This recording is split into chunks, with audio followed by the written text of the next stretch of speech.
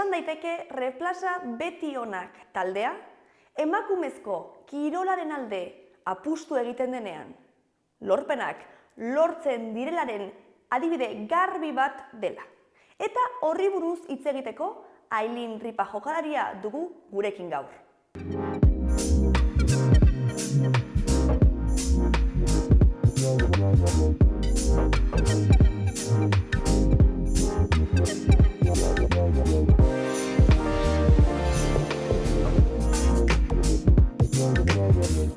Ongi etorri, Ailin. Eskerrik asko. Zer moduz zaude? Oso pozik. Oso pozik, ez? Gainera, zu Replaza Beti Onakeko jokalaria eta oraintxe bertan geratu zarete bigarren Copa de la Reina, ez? Orduan, izango zarete super pozik. Orain, kasi sinistu gabe gaude, orduan, oso pozik eta ilusioz. Ilusioz beterik, normal. Azkenean baita ere, justo kointzidentzia izan da, trabatu naiz ni, ez? Azkenean urduri nintzen zarete batzutan gonbiatu, baina gu ere, hori kointzidentzia izan da, ez nik esan nizun elkartzeta egiteko, baina ez nekien Copa de la Reina zen gertatu behartzen, ez? Eta justo aurreko astean egin behar izan genuen, baina zeneukaten hor txibiterekin harrera, ez? Ikaragarri izan zen, bai. Eta ezin izan genuen, ez? Hori da. Baina, programa hau sortu genuenean, ari ginen baita ere emakume kirolariak ere kontuan hartzen, ez? Ostras, baita ere kirolan nabaritzen da asko kristalezko sabai hori, ez? Nola batzuetan, ez? Inbertsio egiten den kirol maskulinoetan, ez? Edo, mutilen taldeetan, ez? Eta batzutan ez dena inbeste inbertitzen, ez? Emakumezkoen taldeetan. Baina justo zuen kasuan, zu esan zenian, jo, itxaso, eskeni, igual ez naiz egokiena, ez? Justo nire kluba nahiko inbertsio eta potente egin du. Lehenik eta ben eskerrik asko gonbidapenagatik. Azkenean esatu zuen bezala oso garrantzitsua da guzti hau. Eta justo nire kasua desberdina da, ze aspaldi Beti Onak klubak apustu handia egiten duela hori emakumezkoen kirolan eta konkretuki eskubaloian. Eta horren erreflexu dira nik uste azken aldian lortu ditugun emaitzak. Esan duzun bezala gainera erreginaren kopan ere finalera iristea eta dena hori mundiala izan da. Eta poliki gaude badirudi 3 urte daramatzagula kategorian eta hori asko da guretzat bai. Bai, eske azkenean hori, zerbaitengatik apustu egiten baldin bada, gero lorpenak lortzen dira, ez? Baina, karo, batzutan behar da inbertsioa, gero, jokalariei behar duten hori ere ematea, ez? Bestela, azkenean, daude kondizio batzuetan, ez fisikoki, ez psikologikoki baita ere ezin direla horretan hainbeste a fuego sartu, ez? Bai, eta gainera, hori, esatekoa da, jende asko dagoela horren atzean, lan egiten, eta nabari dela. Eta ala ere, oraindik ez gaudela maila berean gizonekoekin alderatuta, baina gutxinaka gaude horrera gerturatzen eta hori da gure helburua ere bai. Noiz nabaritu zenuten benetan hori zuen taldearen alde edo apustu egin zela?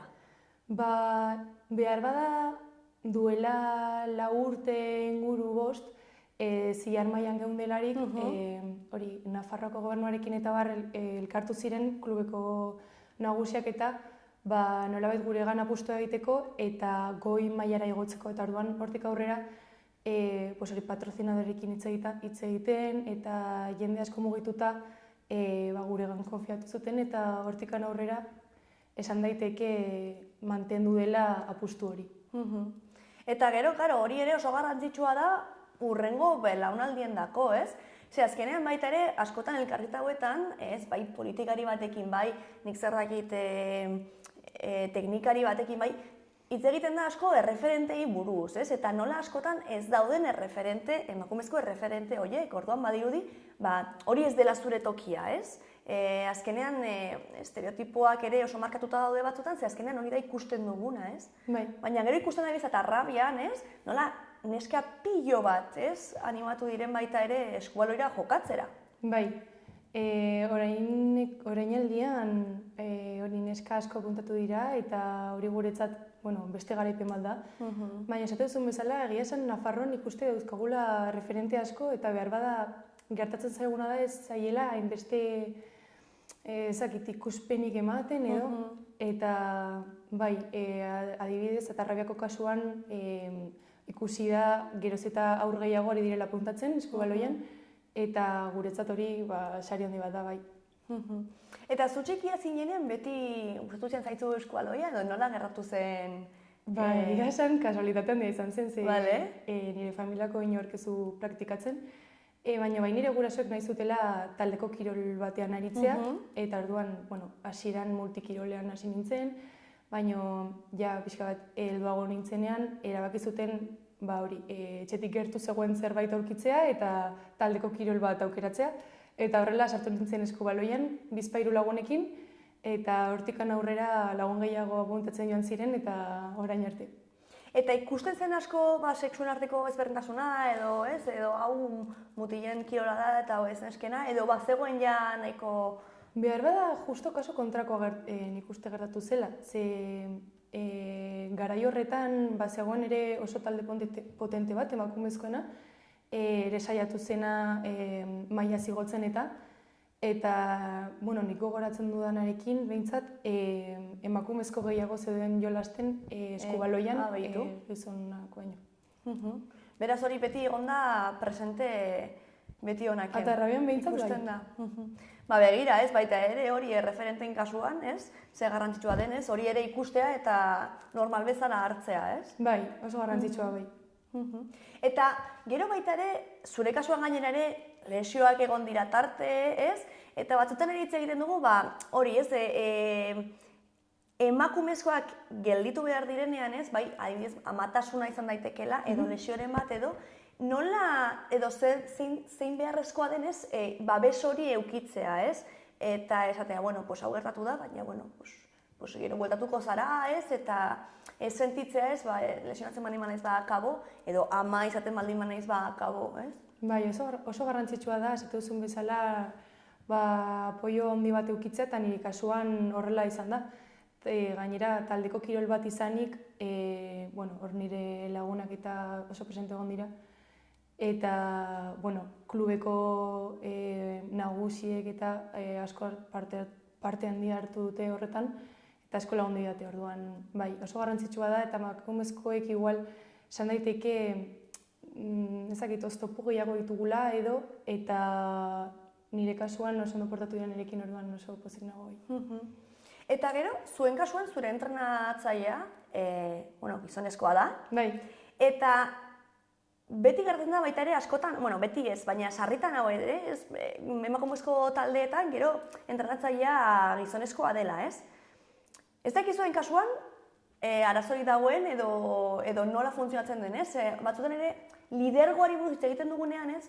Lidergo maskulino batzuk, ez? Askotan oso bortitzak dira, ez dakit Miguelen kasuan horrela den, ez dut uste, baina... Gure kasuan, Miguel taldean beste emakume bat bezalakoa izango litzateke, ze oso gortuko pertsona da, eta Imanol ere, dela bigarrengo entrenatzailea. Eta orduan, nik behintzat ez dut horrelako sentsaziorik eukitzen beraiekin, eta gainera, aspaldi ezagutzen dugunez elkar, ez dago horrelako bereiztasunik edo orduan alde horretik oso ondo. Baina egia da nik uste, pixka bat ezagutzen ditut Miguel eta Imanol, direla pixka bat lidergo aldetik ez direla oso lidergo maskulino bat, ez? Oso goxoak dira, ez? Oso maitakorrak, ez?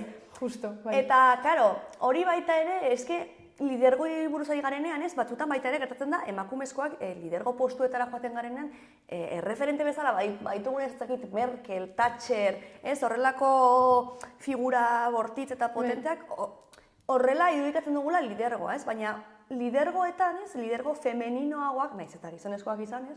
Daudenean, batzutan, ez? Egia da, bai. Gainera, ondo pentsatuta, beste taldeetan egonik, ni betidanik egon naiz beti onak taldean, baina Nafarrako selekzioan edo Espainiako selekzioan entrenamenduak eduki ditu danez, esan dezaket beti egokitu zaizkidala gizonak, horrela nagusi bezala, entrenatzaile bezala, eta oso rol desberdina eduki dutela gurekin, eta Miguel eta Imanolen kasua oso kontrakoa dela. Esate duzun bezala, oso gertuko pertsonak direla, oso maitakorrak, eta ez dutela zerikusirik horrelako estereotipo batekin. Bai, lidergo autoritario, Hori da. bortitz edo oso zorrotz eta oso, ez? Bai. Inkluso, bueno, bai, ez? Bai, kuriosoa da, ez, baita ere, hori programa honetan askotan hitz egiten dugu horri buruz baita ere, ez? Kristalezko osagaiei buruz eta gero baita ere, bueno, mundu maskulinoetan, ez, funtzionatzeko moduei buruz. Eta ez dakit, posible den, bueno, posible da, ez, hor dago adibidea, ez, baina posible den gehiago ez eukitea, ez, gure inguren edo nola egin dezakegun, lidergo ezagit bortitzago horiek alde batera uzteko eta guxetasunetik ere ikusteko, lorpenak gauzatzen direla. Bai, eso galdera ona, ezakit non egon daiteken horren erantzuna edo, baina bai uste dudala geroz eta emakume gehiago ari direla horrelako postuetara iristen, baina ez ezaguna da niretzat behintzat ze nolako jarrerak dituzten, igual esatu zuen bezala direla ezakit bortitzak edo, naiz eta emakume izan, baina bueno, positiboa da nik uste hola edo hala emakumeak hor egotea, eta gure ligan behintzat baditugu hainbat adibide, bizpahiru entrenatzaile ditugu emakumeak direnak, eta gainontzekoak gizonezkoak dira, baina hor gaude. Bueno, hori baita ere referenten kontua izan daiteke, ez, orain arte beti izan dugu, ez, figura maskulino bat, ez, referente moduan entrenamenduen arloan, ez, baina orain emakume gehiago sartzen baldin badira, agian animatuko dira gehiago, nik zer dakit. Zure kasuan planteatu alduzu noizbait? Horrelako mailetara iristea ez, baina bai gustatzen zaidala aurrak entrenatzea eta horretan nago beti honaken baditugulako hori talde txikiak eta nire kasuan 8-9 urteko aurrak entrenatzea ditut, emakumezkoak, eta, bueno, horretan, pozik, baina ez da horren besteko garrantzia, ez dut uste horrelako garrantzirik duenik, ezagit. Bueno, bai, diozu, adinagatik txikiagoak direlako edo. Bueno, nik uste ez, baitare horren markatzen dut pila bat, Bueno. Txikia zarenean, zenolako lidergo motak dituzun? Baina garetze dudala, nire aurrak daudela oso sartuta, gure taldea animatzarekin, eta nik uste hori dela oso positiboa, eta esaduzun bezala gure afizioa oso garrantzitsua delako, eta geroz eta neska gehiago puntatzen baldin badira, hori, are eta hobeto.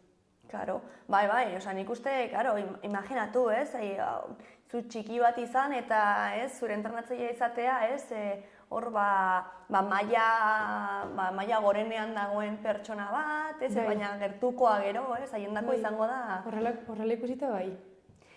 Eta zuretzako pixu bat bezala edo erresponsabilitate bat bezala ikusten duzu, txiki horiek zu erreferente moduan izatea edo ez? Alde batetik esaiteke baietz, azkenean txikiak izanik beren jarrera borobiltzen saiatzen garelako eta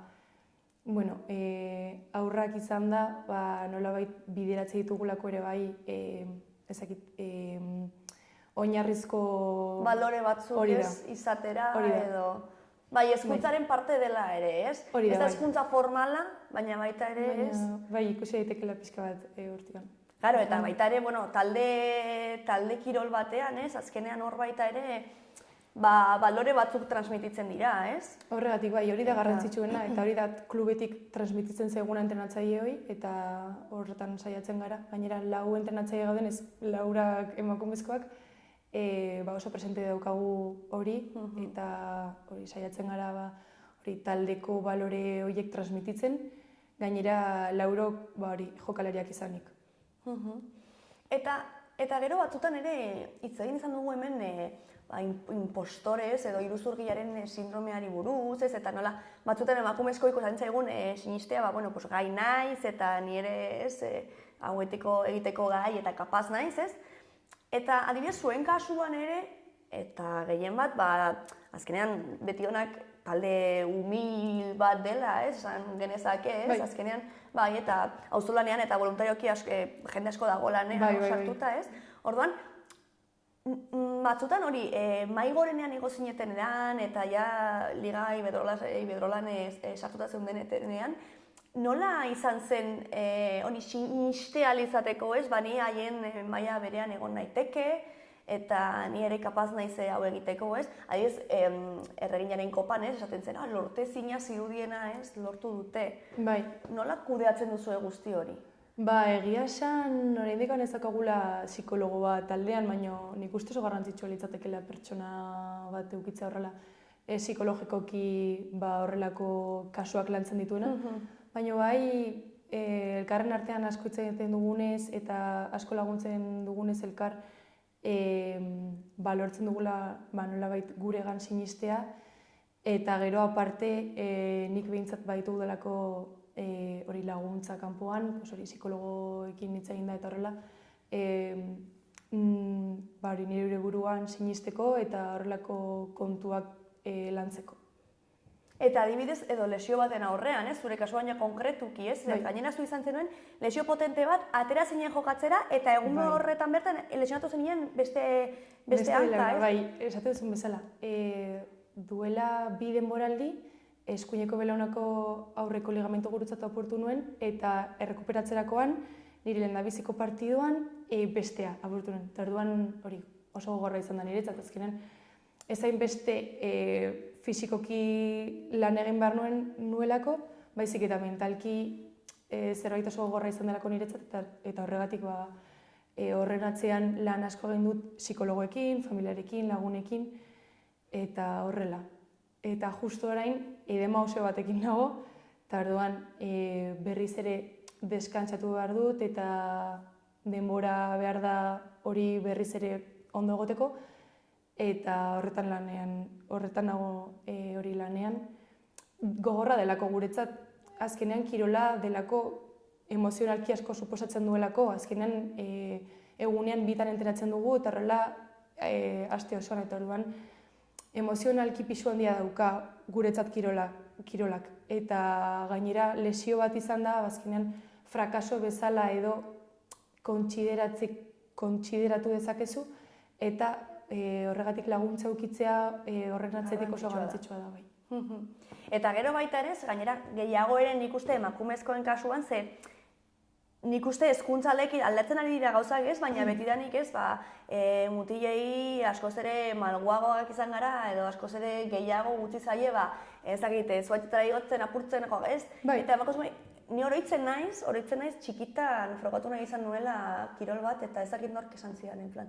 Baina hor oso agresiboa da eta asko lesionatuko zara, eta hori ez frogatu, ez? Oraindik gertatzen dira horrelako gauzak, eta enago bat ere ados, eta horren adibide ditugu, Espainia mailan emakumezko asko, baina, egia da eta tamalez oraindik gertatzen dira horrelako komentarioak entzuten direla, baina, saiatuko gara hori gutxinaka murrizten.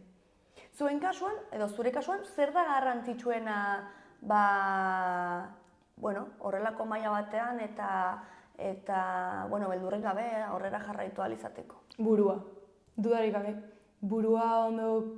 Buruarekin ondo sentitzea, eta laguntza eskatzea behar duzunean, eta batez ere hori esatu dudan bezala burua ondo egotea.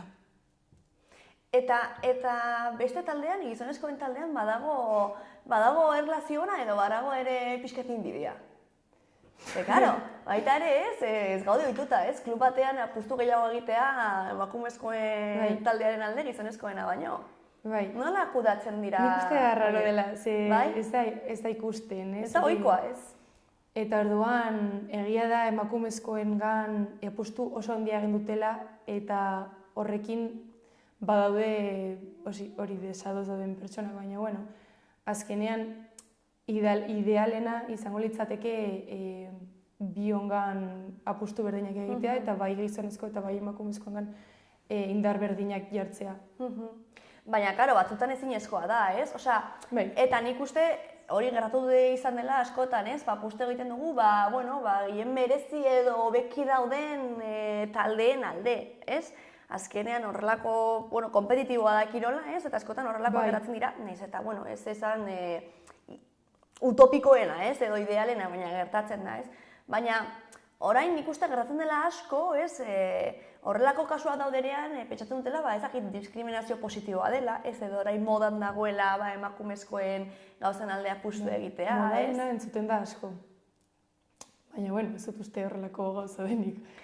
Eta horrela bada, sentitzen dut gure denbora da ere, bai, ez? Iritsi da, ez? Bai, denbora da, bai. Bai, ez, inkluso oroitzen naiz, bezakit entzuntzen nuen, Carmen Mola idazlea, gontze egin zen boom bat, idazle batekin, Carmen Mola, eta horren atzean gero deskubritu egin zen Carmen Mola izenaren atzean 3 gizon zeudela idazten.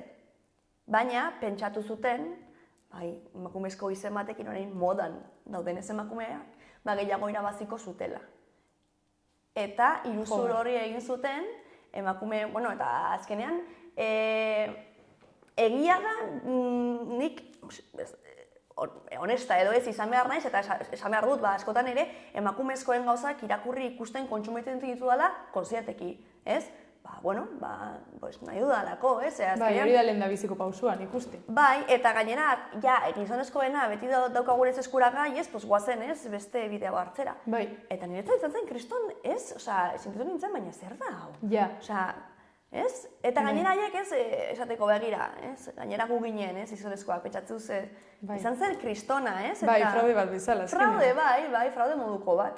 Eta orain nik uste gertatzen ari dela pixkat hori, ez? Jendea, pikatu egiten dela, ez da, zerretu, ez? Emakumezkoen, kirol edo antzerki edo musika taldeen alde egiten denean. Bai.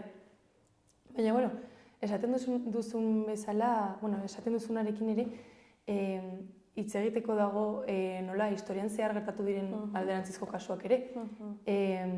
Hori, adibidez, Marie Curie etortzen zait burura edo nola asko hitz egin den berari buruz, pentsatuz beren deskubrimenduak edo gizonezkoenak izan zirela, eta, azkenean berarenak zirela besterik ez. Así que, Bai, edo emakume asko zeudela zenbait sormen edo ezagin liburuen atzean, ez? Baina gero izenean jartzen zen gizonaren izena, ez zen posible, ez? Orduan igual llegatuta gure momentua, ez? Eta horrekatzeko pixka bat, ez dago gaizki ez. Hori da nik pentsatzen duana. Bai, interesgarria iruditzen zitzaidan, beti honekiko kasua ere komentatzea, ze beti azkenean hitz egiten dugu hemen, kontrako kasuei buruz, gehienetan, ez? Baina hau erentzutea interesgarria da, ez? Eskerrik asko. Bai. Ez dakit, gero ere zuen kasuan taldean nola adibidez, lehen komentatu ditugu lesioak eta matasunaren kontua ere, ez dakit, gazteak zarete gehienak ez, baina nola uste duzu kudeatuko zela adibidez bate bat ama izan nahi baldin badu? Posible ikusten duzue edo? Esango nuke baietz. Behar bada gure ligan ez gaude osoituta horrelako egoerak ikustera, baina bai beste, Europa mailan eta kasu asko ezagun direla, eta horrela orain pentsatuta ligan ere ikusi dira hainbat emakume ama izan da gero berriz ere itzuli direnak. Eta, gure taldean pixat zaila ikuste dut azkenean hori emakumezko gazteak garelako, baina aukera bat da bai. Eta nik uste nolabait sustatu behar dela beren itzulera ere bai errazago izateko eta ez eukitzeko zailtasun handirik. Bai, normaltasun gehiago emateko horreri eta... Hori da, bai. Batzutan ere entzuna izan da, gehien bat, igual, arrisku handiko kiroletan baita ere ez, nola emakume askok ama direnean ez bakarrik amatasunaren prozesuaren gatik, baizik eta gero, beldur eta ez, eta baita ere ditugun prejuizioen gatik ez, zer den ama bat izatea hauta beste ez, gero beldurra izatea bueltatzeko ez, zer zabiltza hor mendian, ez da gizten bat metrotara aur txiki bat baldin baduzu. Claro, seguruenik daudela kasu asko ez direnak hori egitera atrebitzen edo horren atzean geratu direnak esate duzunagatik, prejuizioengatik eta baina bueno, bai pentsatzen dudala geroz eta emakumezko gehiago ari direla horretan eta geroz eta bisibilitate gehiago ukitzen ari duela eta oso garrantzitsua da azkenean gure hori utopia horretara iristeko.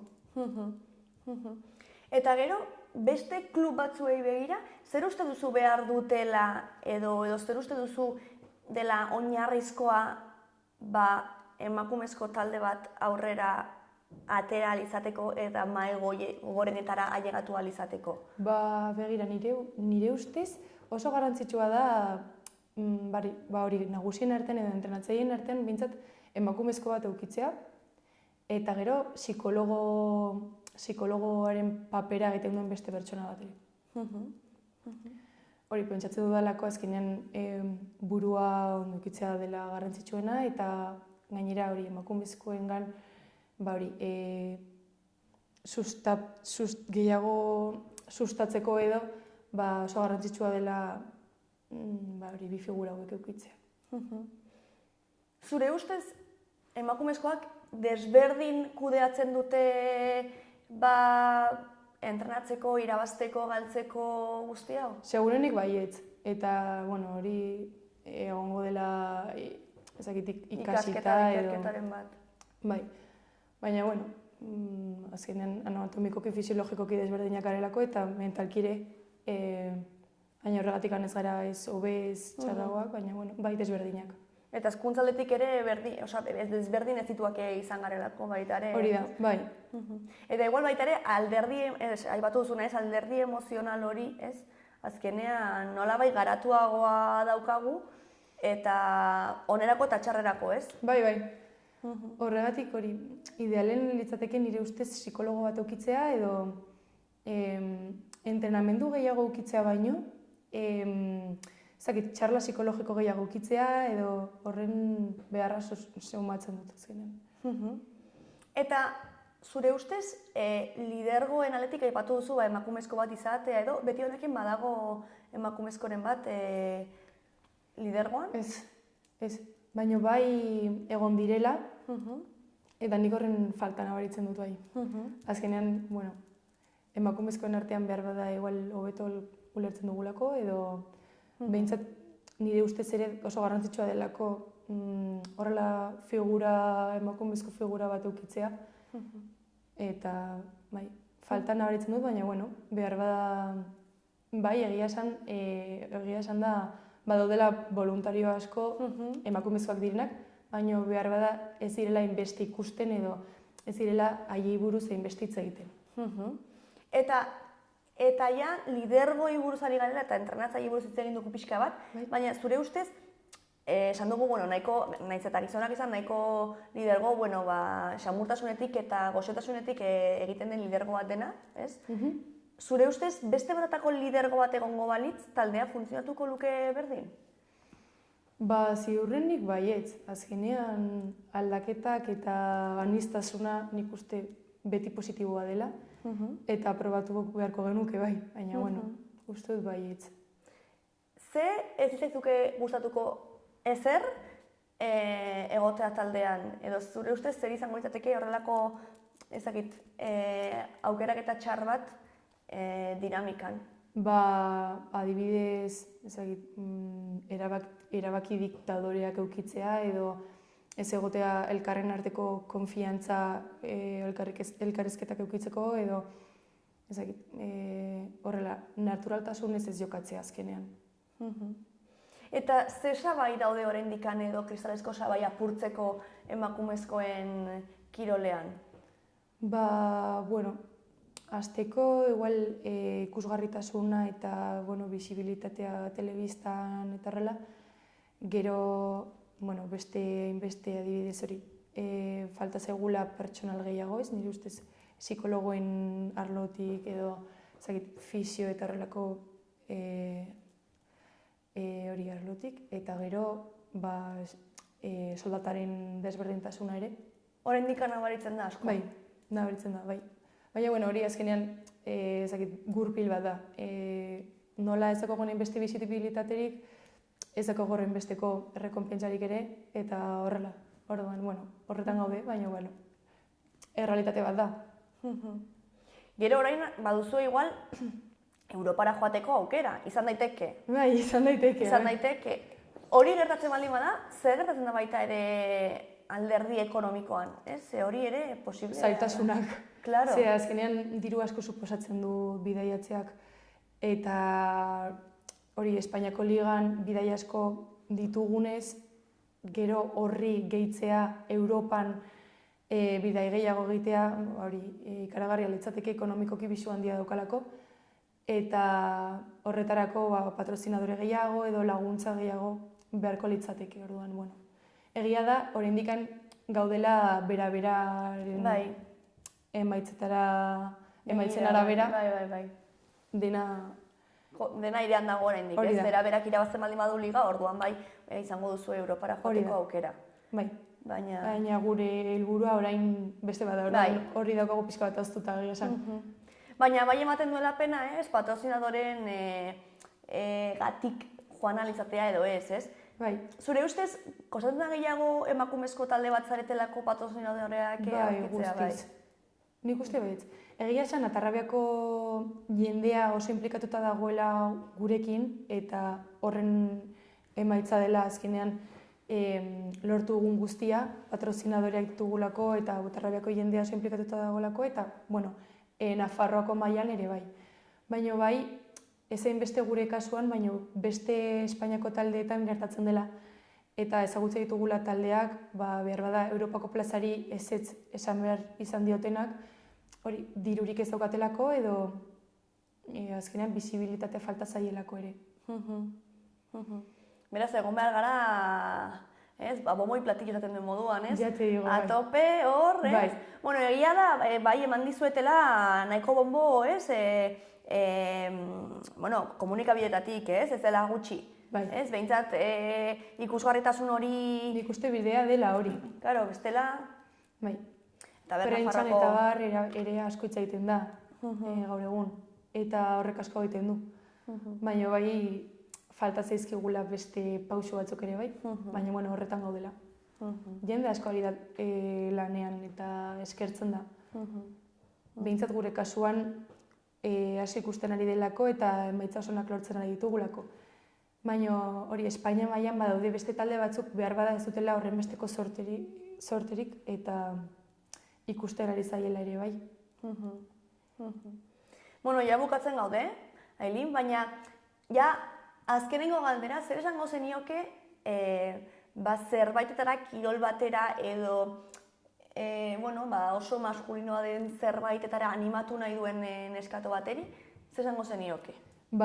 Ez egitea kasu besteek hitz egiten duenari, animatzea, hori baldin bada berak nahi duena horretara jotea, eta batez ere disfrutatzea. Bueno, horrekin geratuko gara, eta zorte hon, zuen partidu eta proiektu, kanpeonato guztietan, eta egongo gara erne. Eskerrik asko. Mila esker.